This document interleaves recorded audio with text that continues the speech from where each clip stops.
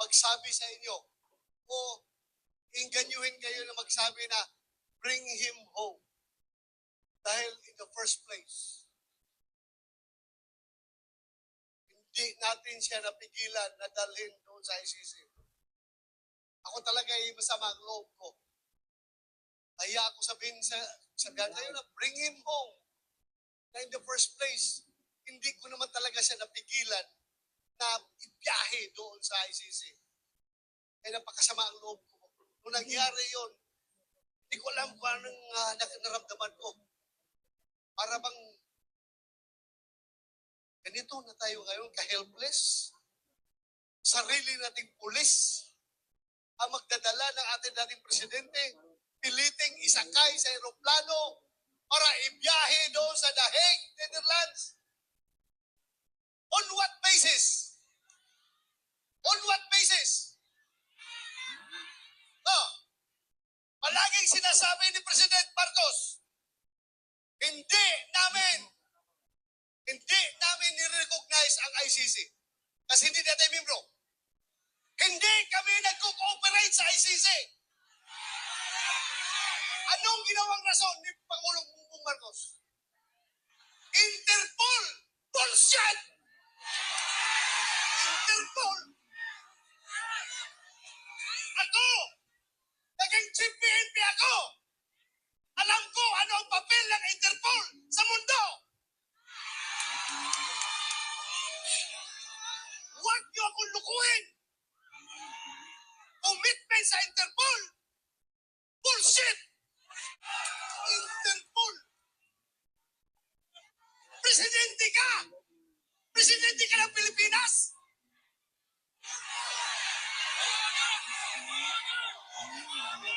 Presidente ka ng Pilipinas!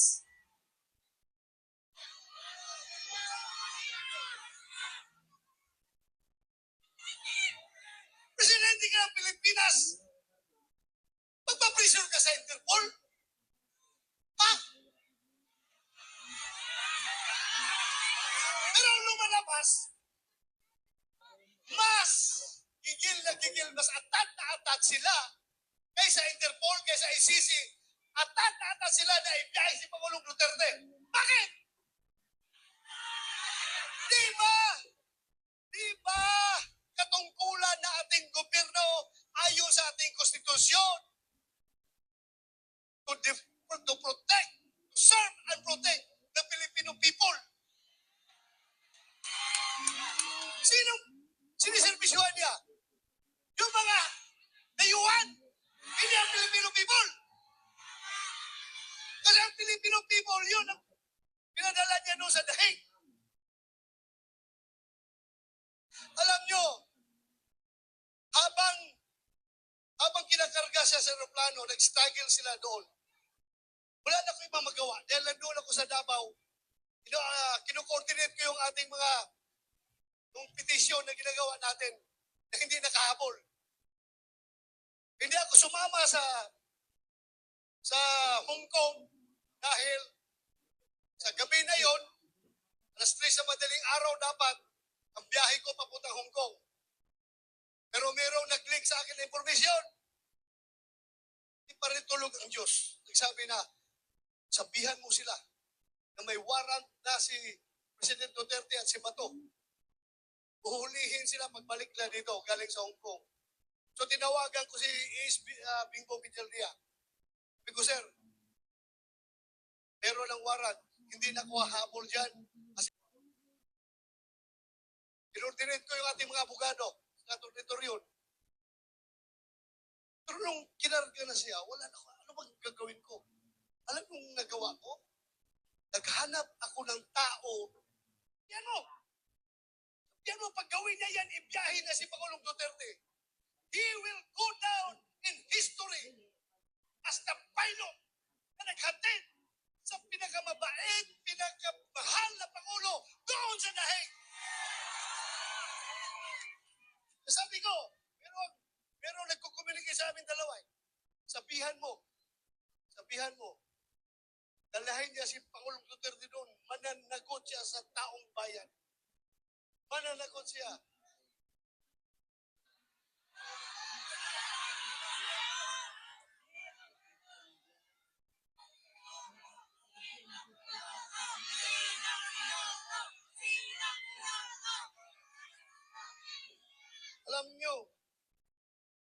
ang nakakasama ng loob ko.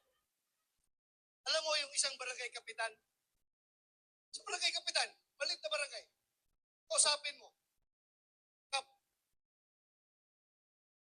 ano tingin mo dito? Tama ba ito? Hindi. Sabi na kapitan sa'yo, Sir, ikaw naman, sir. Pareho tayong lalaki. Hindi pwede yan, sir. Hindi talaga. So may isang salita. Pero may nakausap ako isang presidente. Dalawang bisis ha. Unang bisis. Doon sa Bukidnon. Kasi nung 2022 election, kung hindi si Inday Sara makasama sa kanilang rally, kasi mayroong ibang commitment, ako ang nagpo-proxy kay Inday Sara. Kasama kami na sa stage. Siyang kandidato na presidente, ako ang nag-represent kay Inday Sara.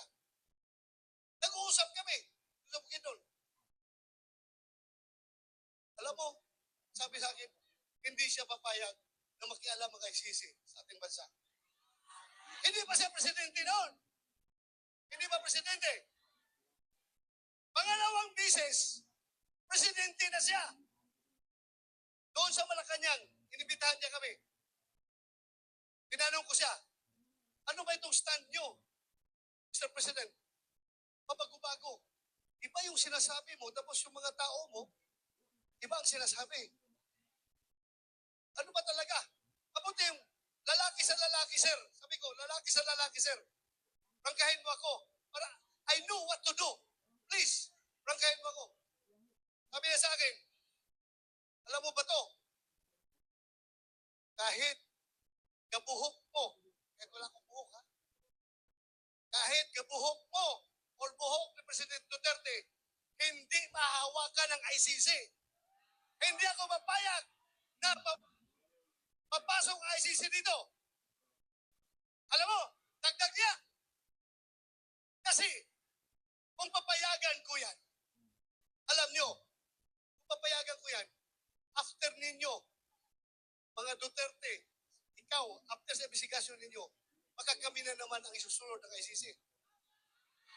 So, naniwala ako.